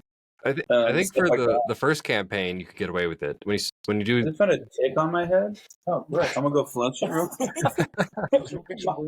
Keep that in. Keep that in. Don't edit that part out. I'm definitely looking forward to the next campaign, so no pressure. But I think the video thing would have the biggest effect on the quirky NPCs, because like in the audio you only get the voices for the frog at Sanctuary and Sunny is my favorite NPC in any fiction that I've ever come across. Yeah, just so satisfying. I have good news. He does come back in season 2 for a cameo. Nice. Yeah, I think that's the point I've decided is where I'll feel like we've made it, is if we either get somebody making a fan animation or fan art, hopefully a very talented furry between Renslayer and Phosphorus. Yeah. One can only dream someday. It's a gold mine for sure for Twitter. I told you. Just rope them in. Yeah, you're going to become the spokesperson for a whole new generation of furries, man. I'm telling you. Oh, and even just fan art. I mean, the like dainty drow and the fighter Sanji. Like, yeah, there's a lot to work with. Yeah, that's enough. If Raiji had stuck around, if Raiji had stuck around for sure, that, yeah, 100%. Oh, and you got Basil. Oh God! Too many swords stay on during sex. Well, this is why my next character is not going to be. Yeah, one of the new supplements that Pathfinder put out, it has a Tanuki in it, and I'm pushing so hard for Aaron to be a Tanuki in campaign 2, but he's not having it. I only do it if I can have the giant balls. That's all I'm saying. Because they got the big nut sack and like Japanese. Oh yeah. I was like, oh yeah, that's real. Pretty... Oh my goodness. Yeah.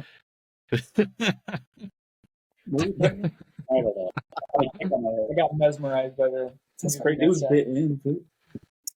My goodness. I feel like that'd be a secondary attack option. What do you do? It's not that gorgeous. Yeah. Instead of Phosphorus roll and bounce it around. Yeah. Oh yeah.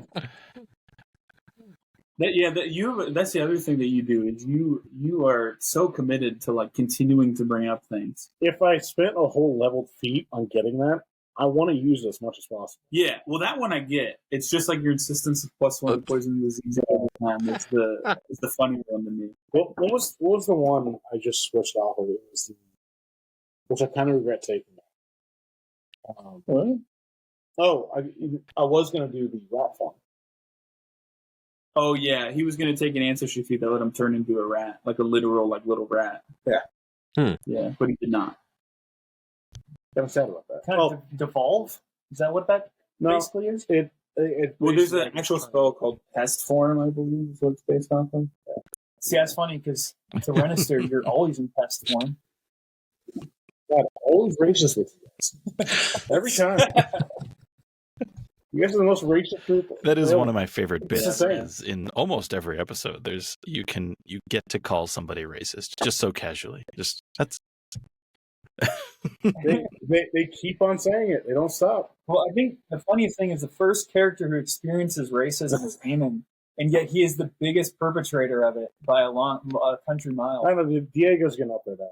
That's true. But Diego only does it Oh, to absolutely. you. Yeah. He does not do it to other rats. It's just because he wants to be Or on me, your he nerves. doesn't call me a lizard. Yeah, it's because you beat the shit Yeah, out of that's him. true. That's smush his magic. Yes. Yeah. I mean, how completely drow to be persecuted, but not really register that and be the one. Yeah. Yeah, Yep, that's true. yep. Yeah, On brand. yeah.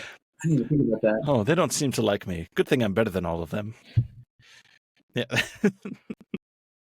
Yeah, you got such a squeaky clean backstory. Yeah. Real. But do you guys draw much inspiration, even if it's subconscious? Do you feel like you draw a lot of inspiration from other stories that you've heard? Like, do you go through scenes and go, "Oh, that really reminds me of something Brandon Sanderson wrote once," or it's hard not to, I know, but is there anything that jumps out to you in the asking of this question? I mean, offers start as a Skaven. That's actually like the first thing that popped in my head when I started creating it. Yeah. I mean, we were never going to use Warhammer, but yeah, I think the first conversation we had is like, think of a Skaven. It kind of evolved from there. But yeah. I mean, well, a lot of things that that kind of comes with that is that like I read so many books that other people don't read, especially in my friend group. Humble brag. So yeah, because a lot of the ideas I'm just stealing from other books. Yeah. Because you guys don't know any of it. So I look very good coming up with stuff. I'm just pulling and taking from other books.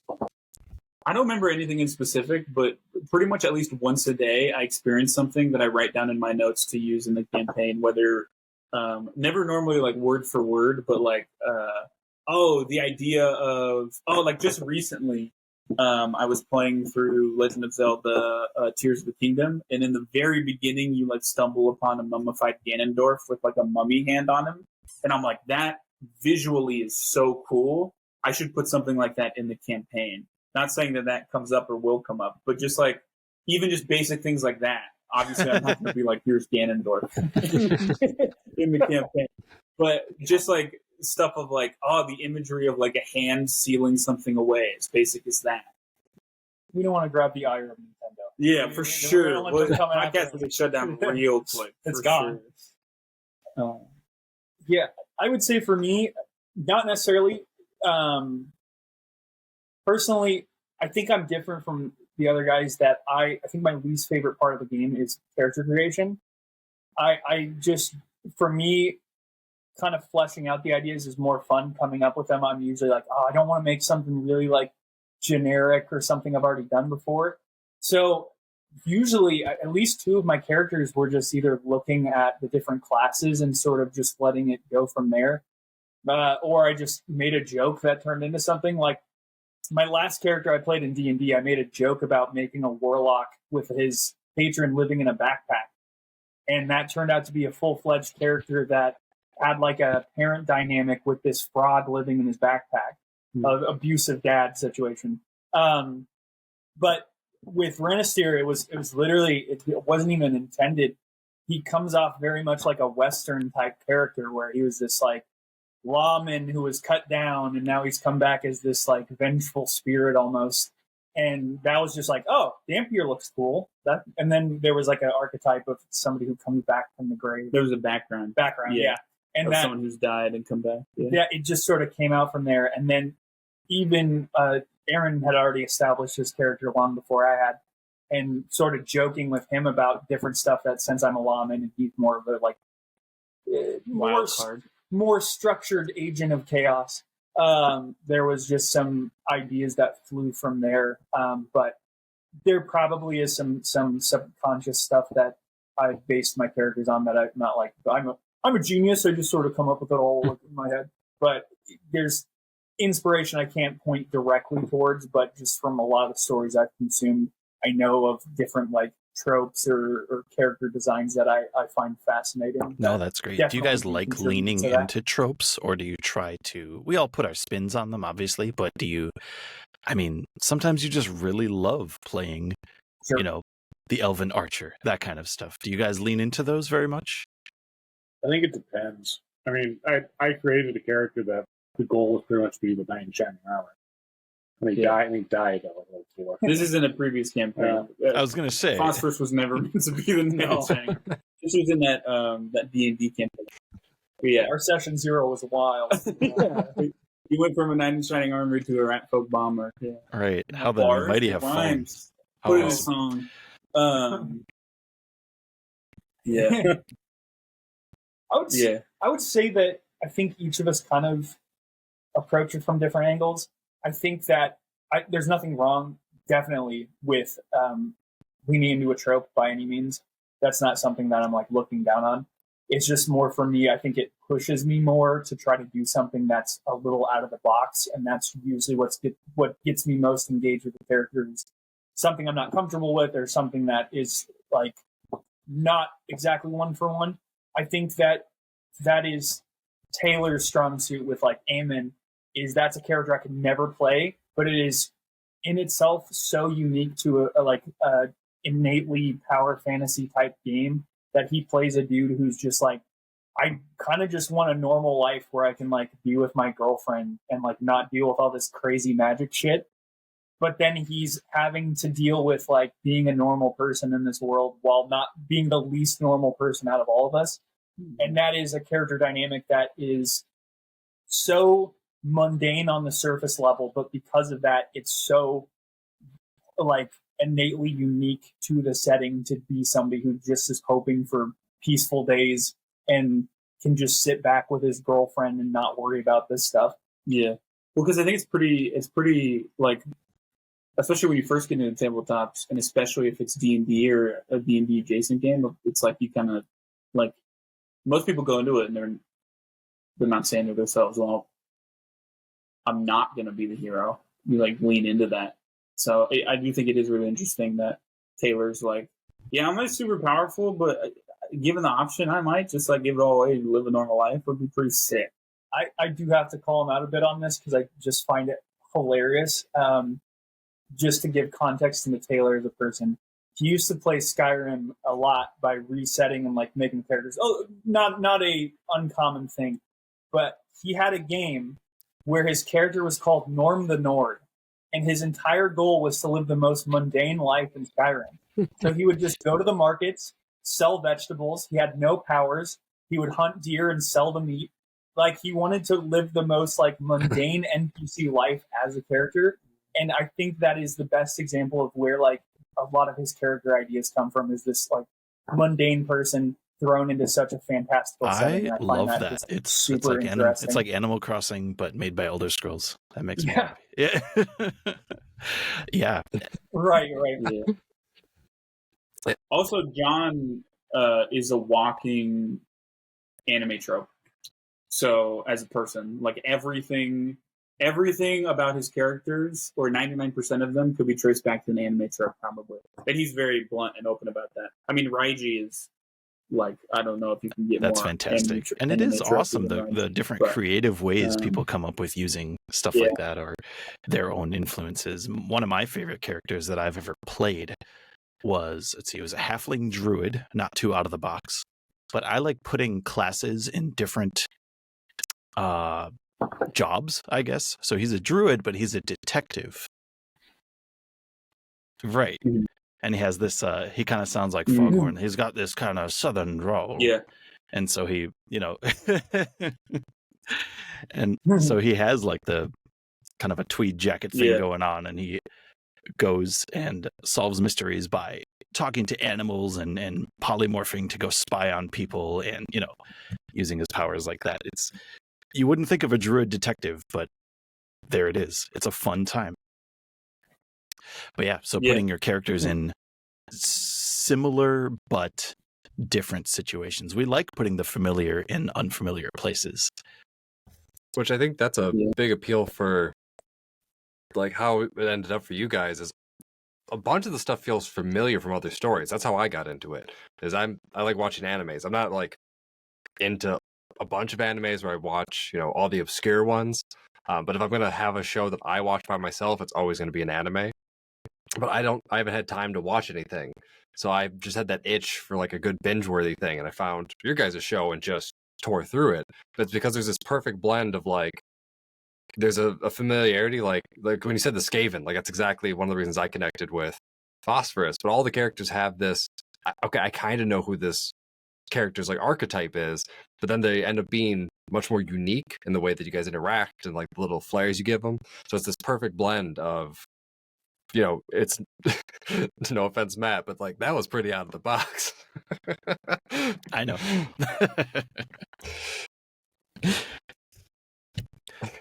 Which is fun. But I think if you have it, if you push too far, you like it makes a fun character but doesn't make a fun story. And that's where the collaboration has to come in, right? You can make That's a good point. anything, Sure. but it's gotta work in the situation in the wide world that you're in.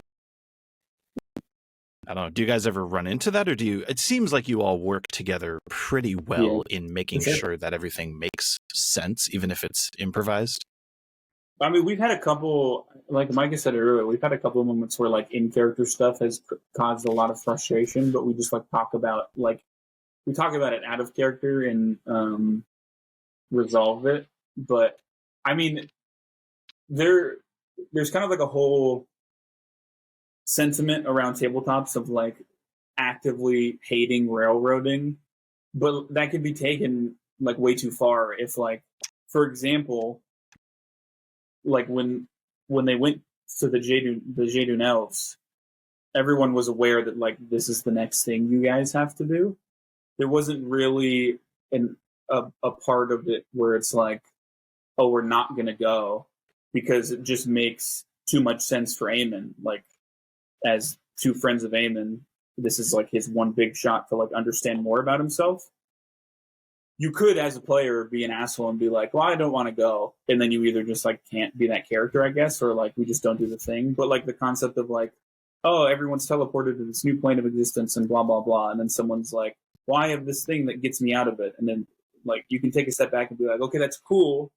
I didn't expect that. But just so you know, like, this is the thing. Like, this is what I have planned. If we don't want to do that, we have to do something else, which I'm pretty comfortable. I've GM'd for everyone long enough that I know what to throw them and what breadcrumbs to leave for them to take the bait, so to speak. So I never really thought there would be a moment of like, oh, well, shit, they're not going to the Jaedun Elves. I guess I need something else for them to do. Because you guys are pretty, I mean, and one of the best parts of that arc is both Peter and Renister like hating being there. They're like, I do not like this place. It's so weird and magical, and there's elves everywhere, and I don't get it. I don't like them. Let's go home. Yeah. Yeah, I think it helps too that it's not it's not each of our collective first game. I'd say out of the five of us, I'm the newest to tabletops, and being able, I think I've had obviously a couple of one-offs here and there, but three full campaigns before this one, and being able to kind of get the general gist of like how the storytelling works definitely helps. I think it would be a lot harder to do something like this show if this is your first. Jack, no. I'm so sorry. Um, My apologies. I think it would be harder to do something like this if this is your first time doing a tabletop. Oh, for sure. Just because it is a wholly unique type of storytelling that choose your own adventure with friends. So not getting the general idea and just being like, but I want to go do this. Why are we doing that? It would be a hard dynamic to function in a grander story. Mm-hmm. But again, that depends on how you're approaching, the tabletop. You guys are all on the same page with the telling it as a story, which is like my big emphasis for why I was excited to have Jack on originally and then all of you on, just because like that's the thing I try and get across when I pitch it to people. Is you guys focus really heavy on the story, and like a lot of people when they think tabletops, they think more of like, okay, we'll do a couple, like not everybody's looking to do a full campaign. Some people are just doing the get-togethers and they run like small campaigns or like little mini sessions. And some of the actual plays are that, where it's just people having fun with the interactions, but they're not necessarily making a story. They're not approaching it like a story. They're not thinking through the characters in that way.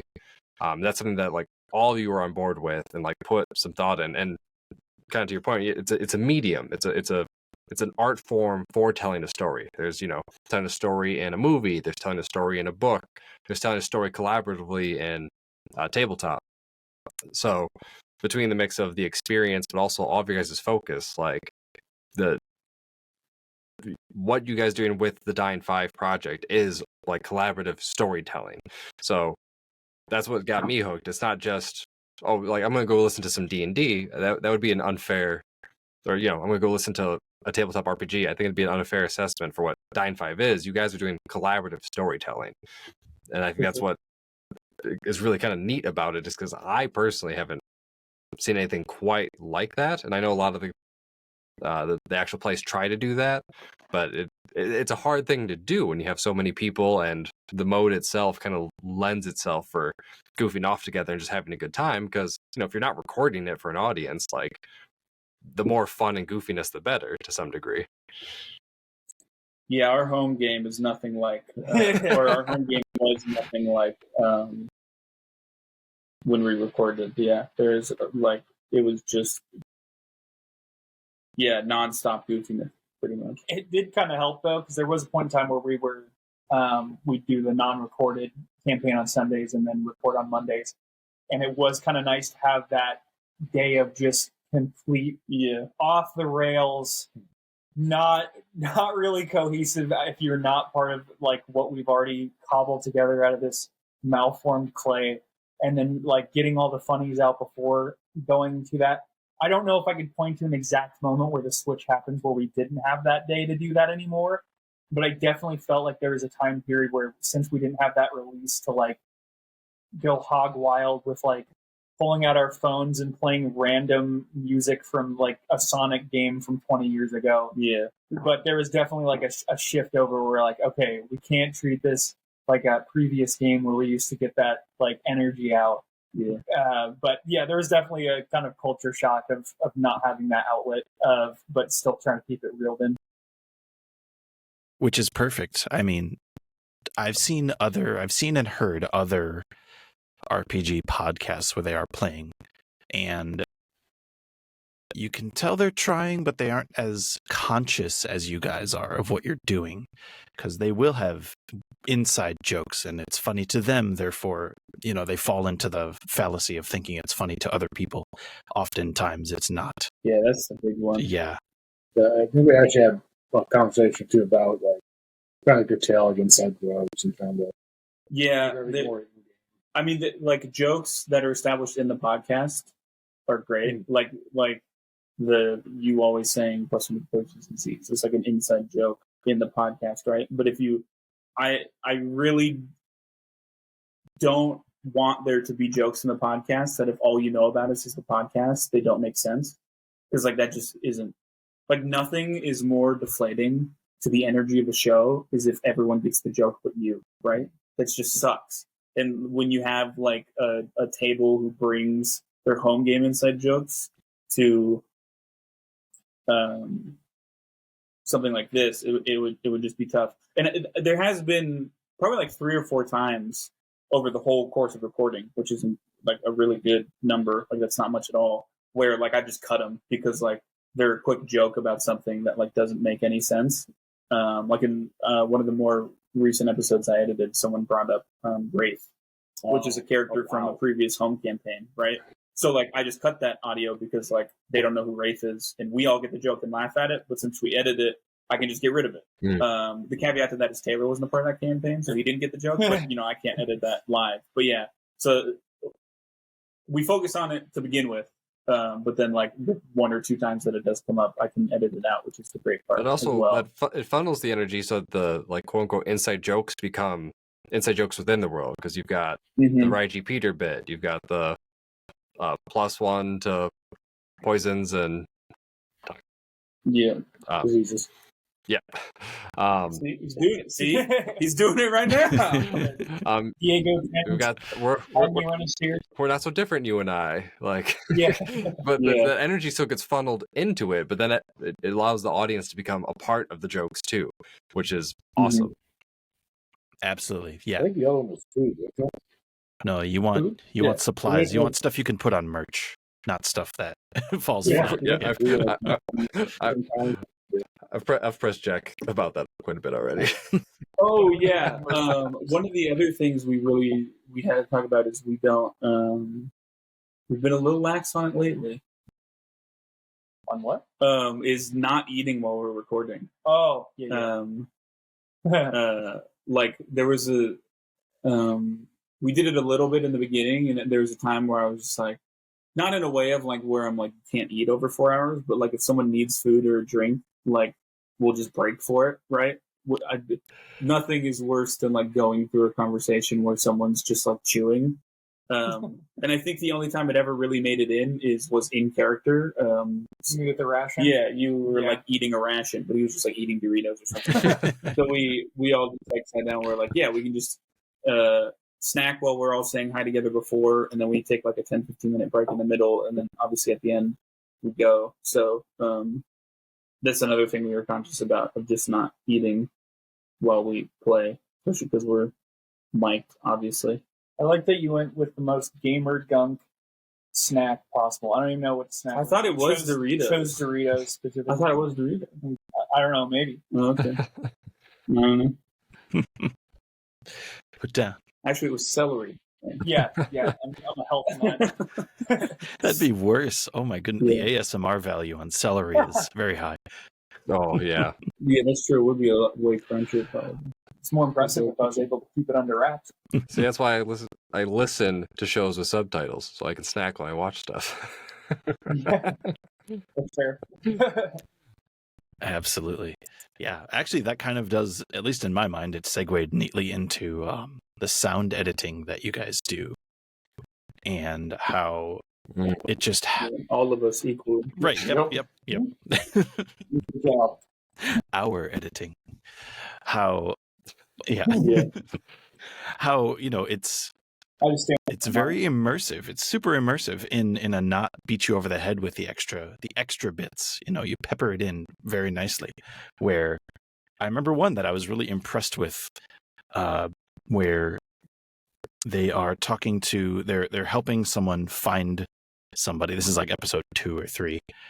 They're helping. It's the head of the guard, right in the first contract. Yeah, the contract, and he's quick writing out that quick contract, as is their prerogative, and you just have the little like pen scraping noise of quick writing, and it wasn't made a big deal out of. He does this, and you hear it under the dialogue, and it just adds to the situation. It just adds to the storytelling and the immersion, and it's gorgeous. Did you have the idea to do that right away, or was that something you listened back and you're like, this needs more?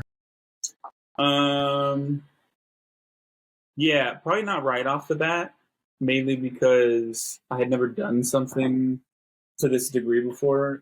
I talked about last time how this was like at least I think I talked about this, how personally this is my like probably 7th or 8th time of like sitting down with people and recording something. It's the only thing that's ever been put out, and it's honestly the only time I've ever actually taken it seriously. I would say. But I never really knew what I wanted to do with that stuff because I had no experience with it before.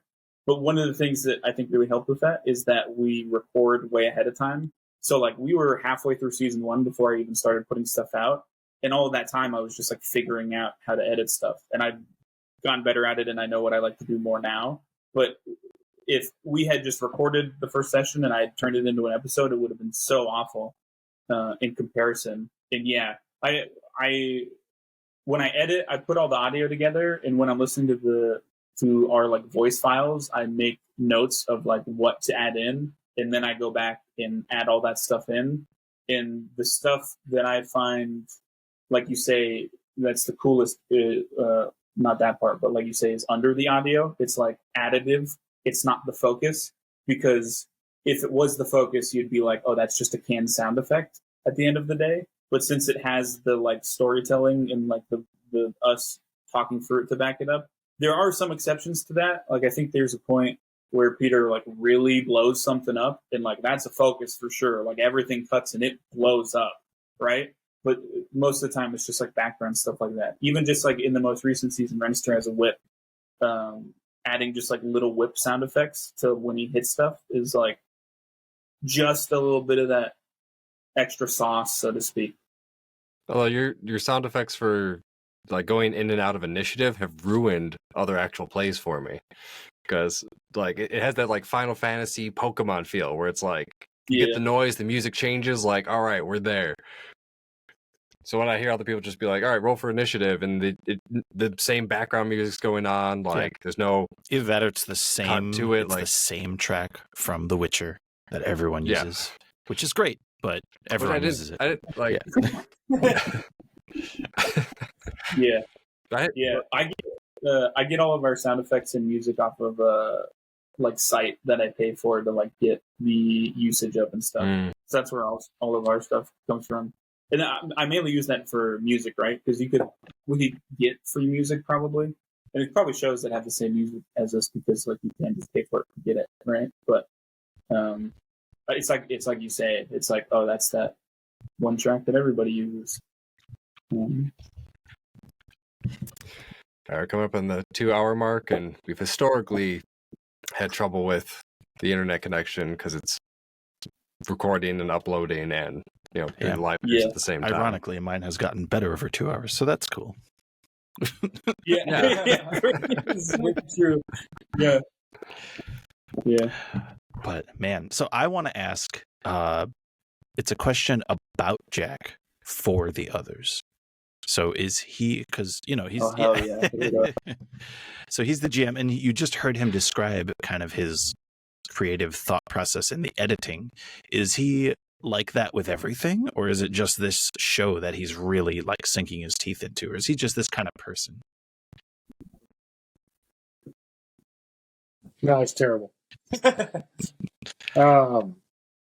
mean, I feel like the show is just kind of what's the term I'm looking for? Really good. Exemplified what he's been doing. Like, I feel like it was like this with his previous campaigns. He's just kind of adding on to it all and making it a higher quality. I think exemplified. Well, I'm going to look for it. I know the word. I know. I can't think of enhance. Yeah, it's called enhance. Yeah. He basically, like, from his previous times DMing for us, this is a much more enhanced version. I think the key that I appreciate most about how he runs it is I think he knows what to flesh out when and when to sort of pull back. I think it's obviously he's had a lot more time to sort of get his feet wet in this regard since he's the eternal GM, as he likes to say. But I mean, would you disagree? No. Okay. You like to say it. That's correct. Yeah. Just stay in your place. I just like to be recognized for the time. I think he is experienced enough that I think it's a rookie mistake to like have this world. You want to flesh out every aspect of it and like really develop the lore where it doesn't really matter. Like even what he said earlier, where we've even developed parts of the world. That's more so of just expanding on it. But I think that's where he exceeds is keeping that illusion of having this entire world already fleshed out without it actually being the case. It really makes it feel lived in without having him pulling his hair out trying to write an entire world in a week. And I think that's where he exceeds most at is keeping that smoke and mirrors up. That's showbiz, baby. That's awesome. It's fantastic. Yeah, man. Okay, so next time we're going to ask about what is it, hand signs and headbands. I will ask about that at some point. But oh yeah, we should try to get John and Taylor on for that one because they both were there. Beautiful. Okay. Yeah, that was crazy. So do a part 3. Yeah, I mean we gotta have everyone, and then we have to do a part 4 where we're all on. I'm down. And we'll interview ourselves. And we'll interview you about our podcast. Well, then we do a part 5, and we interview you guys about your podcast. We can do that. Yeah. You play us, we'll play you. It's really the role play of it. Oh man, I don't know if you want to get in my headspace. That's a weird place to be. I mean, yeah, if you just listen to the episodes we started with, we tried to tackle happiness, goodness, badness, ugliness. We're all over the place. Yeah, I just do that in my bed at 4 a.m. and can't get to sleep. Yeah, so we record those thoughts. That's perfect. Well, yeah, I think this is a good stopping point. We've hit some nice points. I'm looking forward to finishing out the rest of the series and catching up with Michael, who is eagerly awaiting your next series or next episodes. Yeah, don't look forward to catching up because then you have to actually wait. And yeah, that's always the worst part about binging something. I have to consciously ignore when a new episode comes out, so I forget about it, and then I have at least 2 or 3 to go through. Because if it's just one and done, I get so excited that I'm there for it, and then I get so sad that I have to wait. Michael, you could always start writing fan fiction. I recommend writing fan fiction. I agree, and it should involve intensely emotionally erotic scenes between Renny Be the Rule 34 you want to see in the world. Get the whole gang. Yes. Yeah. I agree. That sounds horrible. Yeah. Oh, well, awesome. Yeah, Michael, did you have anything else you wanted to? Yeah, so we'll definitely do another one with the missing members and try and get everybody on. So I'm okay. We keep doing it. It's our podcast. We do what we want. Hell yeah. Did you guys want to say anything to end the episode? You guys got anything else nice to say about me? Or? I think I sucked the life force out of me. Listen to Dying 5. Comes out every Wednesday. You can find it anywhere that you listen to podcasts. DIEING 5. Spelled out FIVE. I did finger guns, but I forgot you guys can't see me.